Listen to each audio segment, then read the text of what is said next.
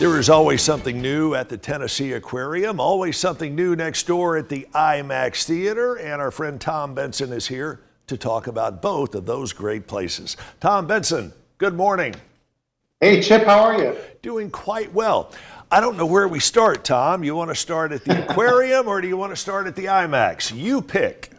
Okay, well, let's start at IMAX because we're really happy to have 3 new feature-length films that are going to be appearing on our giant screen starting Thursday, September 30th with Venom 2, Let There Be Carnage.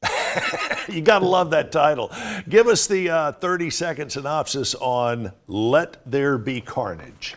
Okay, so let's pretend that Chip Chapman is somehow infected by an alien parasite that gave you amazing and sometimes violent superpowers. That could be cool, real, huh? Thom. That doesn't have to, that could be a real thing. All right, go ahead.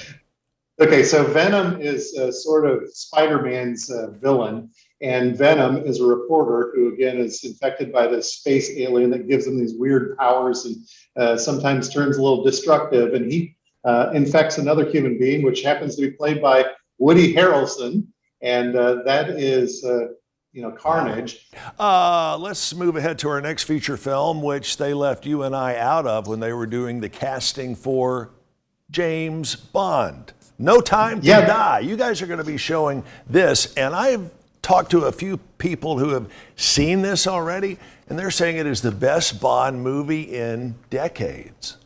Wow, that's great that somebody got a sneak preview because this is actually going to debut on our screen before it rolls out officially across the country. That'll be on October 6th. And one of the cool things about No Time to Die is it was actually shot with IMAX cameras, and the same thing for another film that we'll talk about in a minute. And that gives you this expanded aspect ratio to fill more of that giant 6-story screen with the action sequences. So James Bond films, always wildly popular with a lot of folks, but certainly all of the action that you expected in Bond's film will really come to life on our giant 6-story screen.